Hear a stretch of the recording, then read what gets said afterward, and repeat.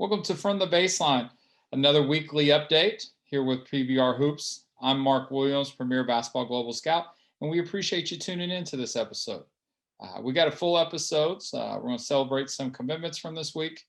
We're going to check in with Jason Key on the happenings there with shooting the J blog.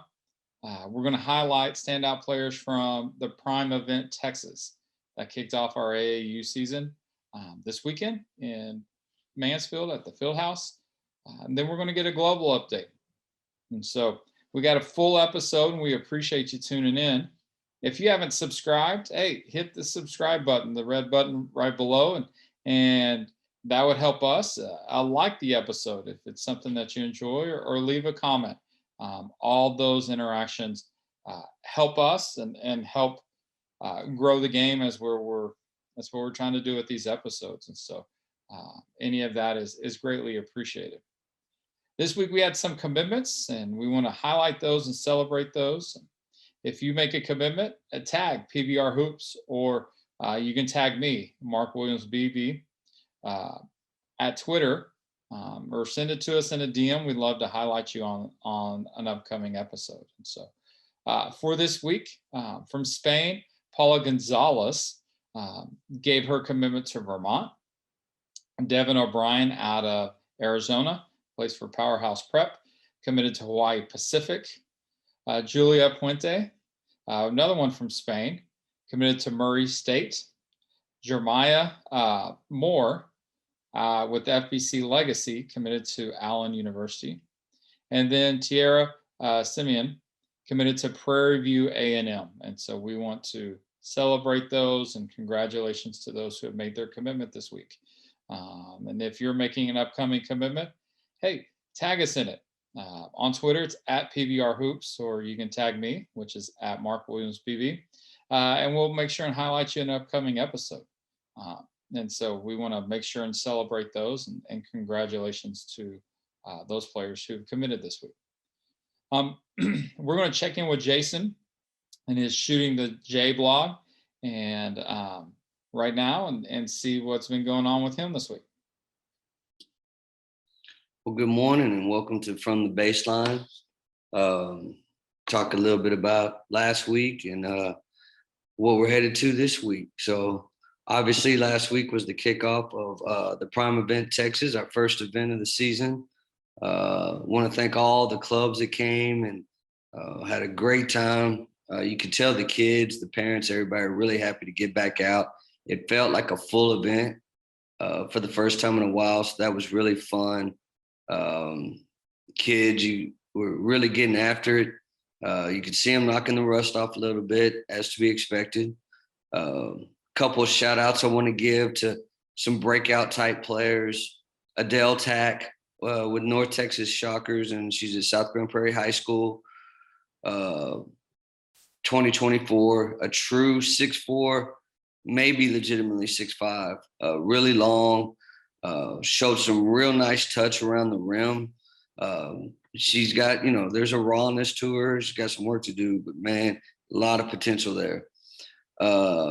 McKinna Brackens, Team Lex Nation, Fairfield High School, 6-footish wing, kind of a utility player, does a little bit of everything, can handle it a little bit, can finish, can shoot, really, really good passer.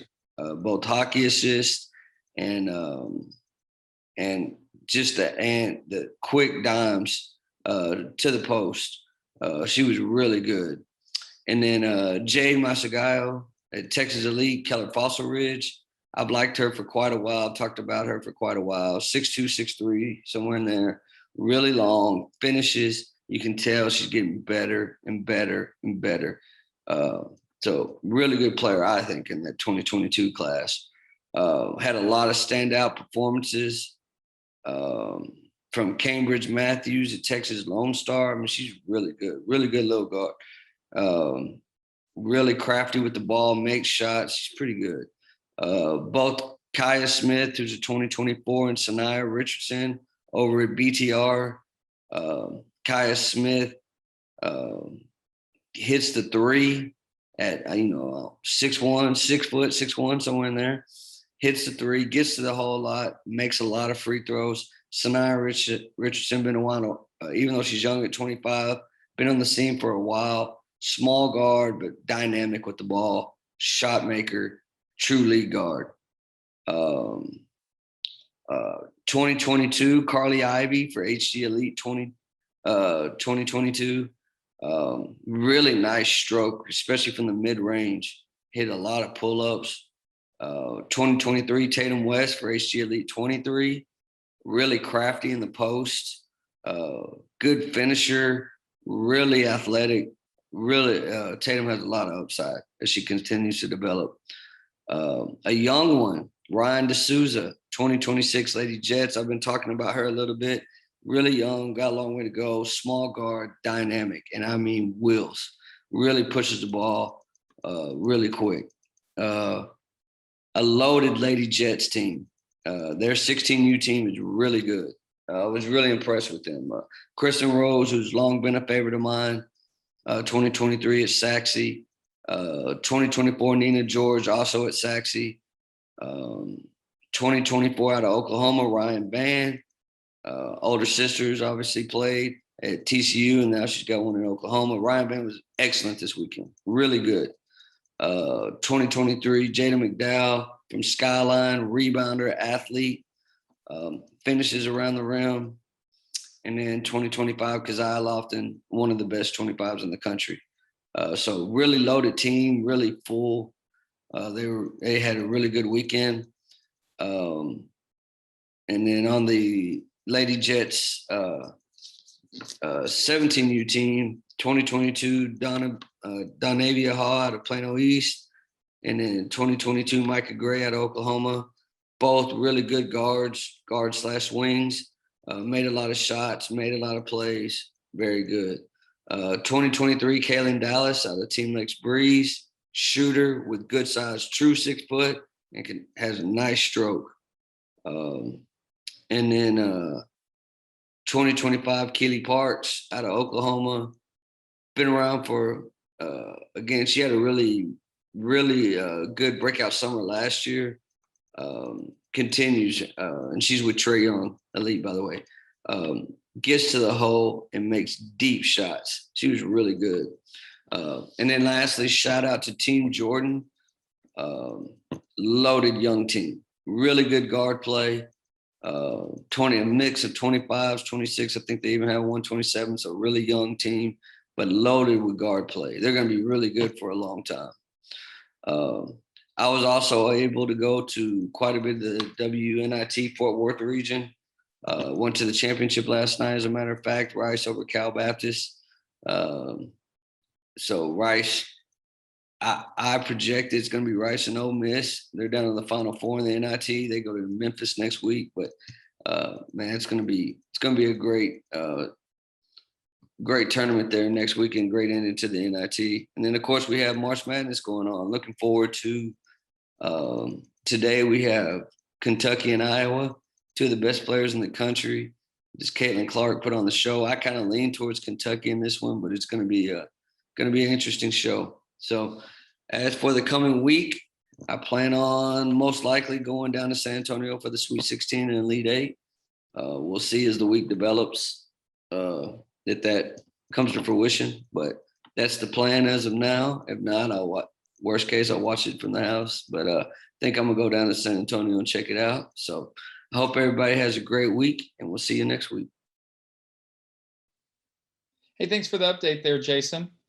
The Prime event in Texas this weekend was really a good kickoff, and I agree with Jason. Appreciate all the teams. The energy was great in the gym. People were just excited to get back to playing and playing tournament basketball. And for an opening weekend, there's some good basketball being played. Teams that had got multiple practices in and weekends, and I know the previous weekend we had the premier practice weekend, and a lot of teams took advantage of that here at Mansfield again, and we appreciate all the teams coming out and playing. And a couple players that stuck out, and I'll agree with Jason on, and then I'll highlight a couple more. Adhel Tack, he talked about her, the 2024. It really was the find. I think, from the weekend. Part of it was, she's 6'4", 6'5" as a 2024 with a ton of promise. And Damian Hicks with North Texas Shockers, this is going to do a great job of developing her. So excited to watch her development, and the potential for her is off the charts. And so really a player to watch if you're looking for a post in that 2024 class. She's definitely one. A player that I'd seen quite a bit, and I just thought played really well throughout the whole weekend, was Vann. I'd seen her on multiple teams, but this weekend, you could just see the maturation of her game throughout the year. And she was very confident with the ball, making plays, making baskets. When the team needed a basket, she would go get it. She almost had like this slow, fast kind of feel to her, but really just played really, really well over the weekend. So she's definitely a player you need to check out. Another kid at 22, Marty Mccoy from Texas Platinum. I'd seen her numerous times as well, but one thing that stuck out to me this weekend with her was just her motor was running high. It was all over the floor, offensive rebounds, hustling, getting baskets, attacking the basket, extending her jumper was one thing that I really noticed. But I thought she had a good weekend there with Texas Platinum, and really kind of a bright future kind of going ahead forward, and really just kind of see her. I'll see her again later in the summer. Want to see her maturation there. So another thing noticed from this weekend is the 2025 class in Oklahoma is really good. And I've talked about it before, but I found another one this weekend. 25 class, you got Keely Sparks, Keziah Lofton, you got Sania Richardson, and others. But one that I found that plays for Unity, and AJ Hawkins, is Brandy Harrod, a lefty, about 5'11", 6 foot, athletic guard who's really just kind of coming into her own, and was really impressive this weekend. Would shoot the three, would create off the bounce, could guard multiple positions, and so she was one for me that was a find. And so, another name to put on that 2025 class out of Oklahoma, that I think has a chance to be really special. Maybe one of the top classes coming out of Oklahoma, if they can continue to progress. And so that's just a couple players to add from Jason's list, and there are many others. You can check out the games on demand at Athlete Vision. And if you didn't notice, we made some upgrades to the live stream, and hopefully you got to see those and enjoy those. And one of the upgrades was this running score at the top, so that people could know what the score was as the game was going. The other thing was the running stats at the bottom for both teams, with points and fouls and understanding situations, and I think that just really we're excited about it because it just improves your experience watching the live stream. We always get many compliments on that the quality of it, and people like the angle, and that it stays there and you don't get lost, and there's not people that aren't following the ball, but the running score and the stats just adds to the value of the watching experience. The other thing that hopefully you got to see and experience was with taking the stats for each game. We have tournament leaderboards, points and assists, and points per game, and stuff like that. And so it really just kind of adds a little extra to the event, when you can go and look and see, hey, here's your average for the weekend, and here's where you measured up with everybody else at the event. And so that was just a really cool experience, and just something that we added to the Athlete Vision, and we appreciate those guys and the hard work that they've been working on that, and make some tweaks, and we're going to add some stuff as we go through the summer. But if you didn't get a chance to see that, I'd highly encourage you to go to athletevision.com, and you can watch this weekend on demand. you can go back and watch them and see the stats and see the leaderboard from this weekend. And so really a great weekend to kick off the AAU season. Once again, we appreciate all the teams coming and supporting the event and getting the season off started well this weekend. And so we're going to show some pictures from this weekend. I hope you enjoyed this, and we'll be back after this.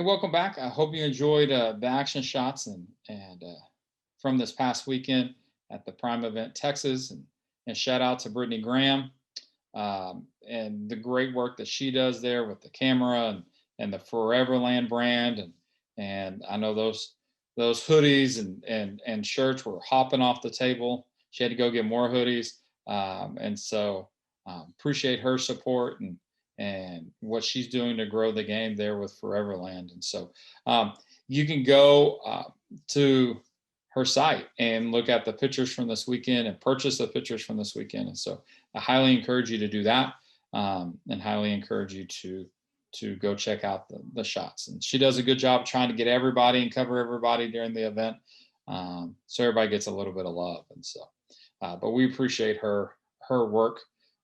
Always with us with Premier, but particularly in this weekend. So some global news. We'll turn our attention to the world. Some global news is out of Australia. Basketball Australia announced that the Gold Coast for the next 3 years will get to host the Australian School Championships, which this is the culmination of the school season. And they typically have about 160 teams. So it's Basketball Australia's biggest youth event from a number of team standpoint. that come and compete in 3 different age groups: under 20, under 17s, and under 15s. But in that, there's like 20 different divisions based on how competitive you are. And so Gold Coast up in Queensland, which is beautiful, been there before. It's absolutely a great place to host. I'm a little bit jealous because they're going to go in early December, which is starting a winter for us. They're going to be there in the Gold Coast on the beach, and but it'll be there for the next 3 years. So congratulations to Gold Coast with winning that bid to be able to host it. This year, the Australian School Championships is November 28th through December 2nd. And I know some college coaches have gone over and attended, especially if there's a kid that they were recruiting and they wanted to see them live. That's a great opportunity. I know it's early in the season.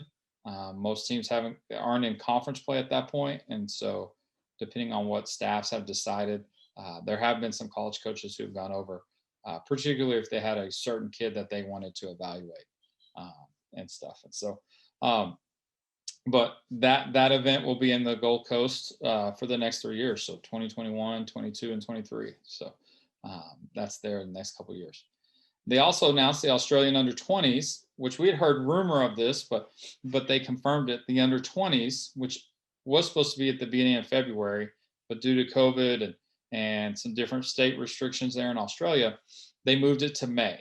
And so it'll be May 3rd through the 7th in Mccoy, Queensland. And so Queensland has done a good job handling COVID and not having spikes and being pretty open. I know they had the WNBL season there and had a lot of success up in Queensland. And so they moved the under 20s there. So under 20s, it'll be May 3rd through the 7th, once again in Mccoy, Queensland. So that'll be an awesome opportunity for kids who are under 20, who a lot of them have made commitments and decisions as far as college or playing pro, but there's always good quality players there that they're still looking for a college spot. And so they'll most likely live stream it. In the past, it's been at the Center of Excellence in Canberra, and they usually live stream it. And so I fully anticipate that the under 20s will be live streamed as well, which will be good because we'll still be in the dead period, so college coaches can check it out. So if you're interested in players coming over within the next year, you definitely need to check out the under 20s, and PBR Global and international subscribers will get their rosters and they'll know classes and who's still available and stuff like that. So be looking for that in your emails. Some news from FIBA. FIBA, the under 16 Americas has been announced. That event is going to be June 20th through the 27th in Santiago, Chile, which they hosted the under 16s 2 years ago and did a great job. Now, it wasn't in Santiago, it's actually down south, but Santiago is the capital there. And so they moved it up north in Chile. And so they expect a great opportunity there. It'll be an 8-team tournament. United States and Canada are automatically in. And then they take 3 from the South Americas and 3 from Centro Basket. And they weren't able to do qualifiers, so it'll be based on their FIBA ranking. And so that'll be a good tournament. And from that tournament, the top 4 who qualify, or top 4 finishers will qualify for the FIBA under 17 World Cup that will be in 2022. And so always a good tournament. You get to see young talent, you get to see them early. And so the United States has had a lot of success there. And so it's going to be a great event. Selection is going to be different this year. Usually there is, 120 athletes, 40 get invited, another 80 go through the application process and are able to attend over Memorial Day weekend up at the Olympic Training Center. But with COVID, it's not going to be that way. Now, there's still going to be an application process. But USA Basketball is going to invite 20 players, and they'll be notified by March 26th. But applicants have until April 2nd to fill out their application. And from there and pay their $80 registration fee. And then they'll let applicants know by April 12th if they get in. If you apply and don't get in, USA Basketball is going to refund your $80. But a couple things you need to have note on that is that you need to make sure you have a visa. That's going to be a big deal because of the time crunch with the event. They're not going to invite people or players to come participate if they don't have a visa yet. If you're going to wait until you get accepted, that's going to be too late, because visas can take anywhere from 60 to 90 days to get sent to you. So I would encourage you, if you're going to try to apply, that you need to go ahead and apply for your visa and get that in. So the under 16s is for players who are born on or after January 1st of 2005. And so if you were born in 2005, this is your event, this is your year to be able to do that. And so we're excited about that. Training camp, the trial selection is going to be the first 3 days of training camp. So that'll be March 31st to June 2nd. And then from June 2nd to June 19th, will be training camp, and they'll play some warm-up games and stuff like that. But once they make the team selection and get it to 12, they're going to keep them all together.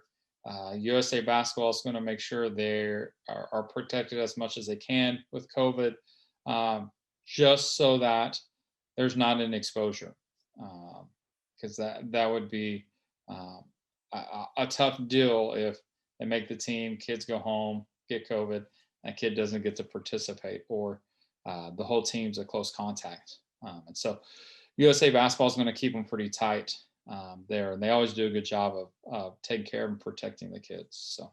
So we're looking forward to that. FIBA Under 16 Americas. Don't know about fans for that event yet. I think they may let some family in, but it'll definitely be live streamed. And so, the interesting thing is everybody's anticipating the dead period with the colleges to be up at the end of May, if not sooner. And will college coaches be able to go? That's kind of an interesting. We'll kind of see, and so we'll kind of follow that as we go. Another update from FIBA is with the FIBA event is the FIBA Under 19s. USA Basketball, and we've talked about this before. This event, it's August 7th through the 15th in Hungary. But USA Basketball has announced their trials. The trials will be May 14th through the 17th, and it'll just be by invite only. And it's for players born on or after January 1st of 2002.